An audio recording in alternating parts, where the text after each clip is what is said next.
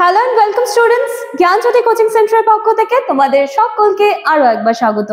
দেখো, আলোচনা করবো আজকে আমরা সিলেবাস নিয়ে।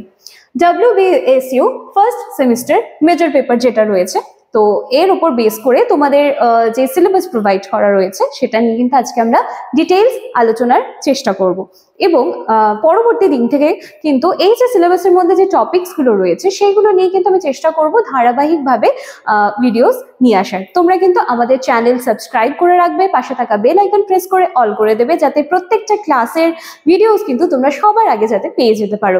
ক্লাস বা আলোচনার বিষয় শুরু করার আগে চলো এই জায়গাটা আমরা ঝটপট করে দেখে নিচ্ছি, দেন কিন্তু একেবারে আমরা সিলেবাস যেটা রয়েছে সেটাই ফিরে আসবো। দেখো, কর্নারে তোমরা দুটো কন্ট্যাক্ট নাম্বার দেখতে পাচ্ছ, 7076398606, 6295916282। নাম্বার দুটি হলো আমাদের জ্ঞানজ্যোতি কোচিং সেন্টারের অফিসিয়াল হেল্পলাইন নাম্বার। যে কোনো একটি নাম্বারে সোম থেকে শনিবারের মধ্যে অফিস আওয়ারে কল করে কিন্তু তোমরা সরাসরি আমাদের সাথে যোগাযোগ করে নিতে পারছো। আচ্ছা, এইবারে একটু কোর্স ফি স্ট্রাকচারটা দেখে নিচ্ছি। এই জায়গাটাই হচ্ছে তোমাদের সব থেকে কনফিউশনের জায়গা, কি রয়েছে কোর্স ফি স্ট্রাকচার, কত কি রয়েছে। চলো এবার আমরা ঝটপট দেখে নিচ্ছি। একটু ভালো করে যদি তোমরা দেখো বিষয়টা, এখানে কিন্তু পুরো ডিটেলস দিয়ে দেওয়া রয়েছে। দেখো, ফর এন্টায়ার সেমিস্টারের জন্য এবং কাদের জন্য, ফর মেজর স্টুডেন্টসের জন্য কত টাকা ধার্য করা হয়েছে, খুব সামান্য, মাত্র 1199 টাকা, 1199। ঠিক আছে, এই হচ্ছে। এবং যারা মাইনর স্টুডেন্টস রয়েছে এবং ফর এন্টায়ার সেমিস্টার তোমাদের জন্য দেখো কোর্স ফি ধার্য করা হয়েছে কত, খুবই সামান্য, মাত্র 699 টাকা।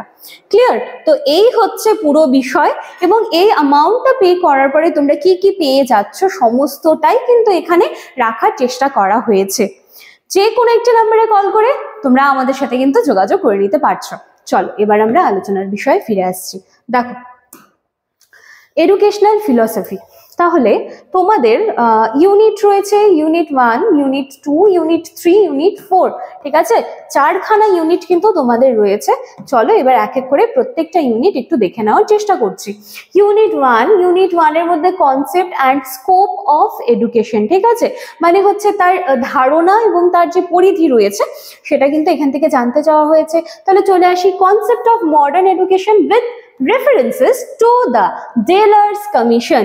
এই কমিশন তোমাদের খুব পরিচিত একখানা কমিশন, তোমরা কিন্তু স্কুলেও এই কমিশন সম্পর্কে পড়েছো। ঠিক আছে, যাদের এডুকেশন আছে বা ছিল।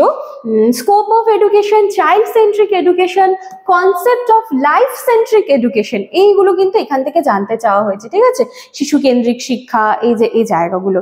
আচ্ছা, চলে আসি এবারে বি নাম্বারে, ডিফারেন্ট ফর্মস অফ এডুকেশন। এই যে ডিফারেন্ট ফর্মস গুলো মানে কি, ডিফারেন্ট ফর্মস গুলোর মধ্যে দেখো কি কি আসছে, ফর্মাল, ইনফর্মাল, নন ফর্মাল, আর কি ওপেন অ্যান্ড ডিস্টেন্স লার্নিং। ঠিক আছে, ওপেন অ্যান্ড ডিস্টেন্স লার্নিং, যেটাকে কিন্তু শর্ট ফর্মে কি বলা হয়, ODL বলা হয়, ODL বলা হয়।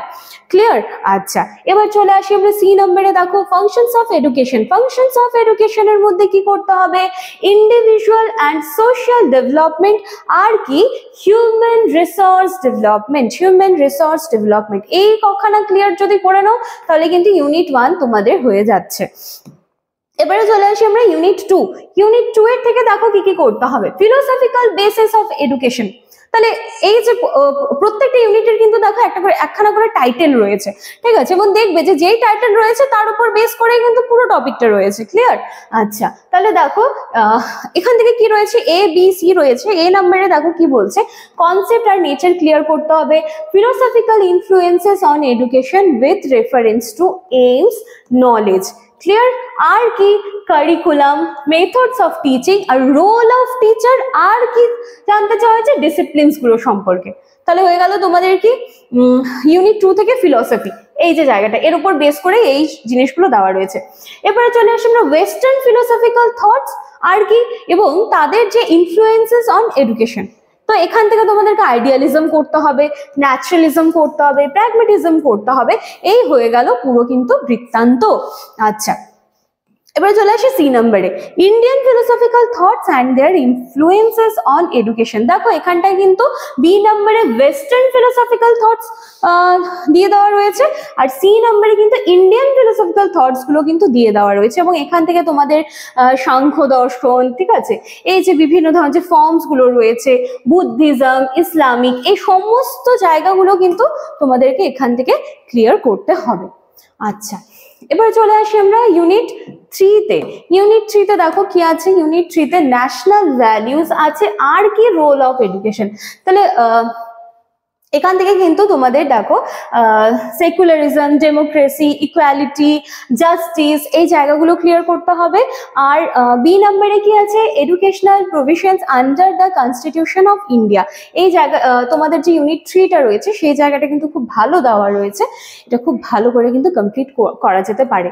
আচ্ছা, চলে আসি একদম শেষের ইউনিটে, ইউনিট 4। এখানে কিন্তু গ্রেট এডুকেটার্সদের সম্পর্কে কিন্তু জানতে চাওয়া হয়েছে, গ্রেট এডুকেটার্সদের সম্পর্কে জানতে চাওয়া রয়েছে অ্যান্ড এডুকেশন।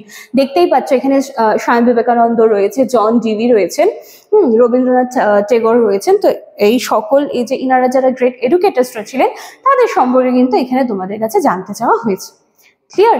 তো এই ছিল আজকে আমার ক্লাস বা আলোচনার বিষয়।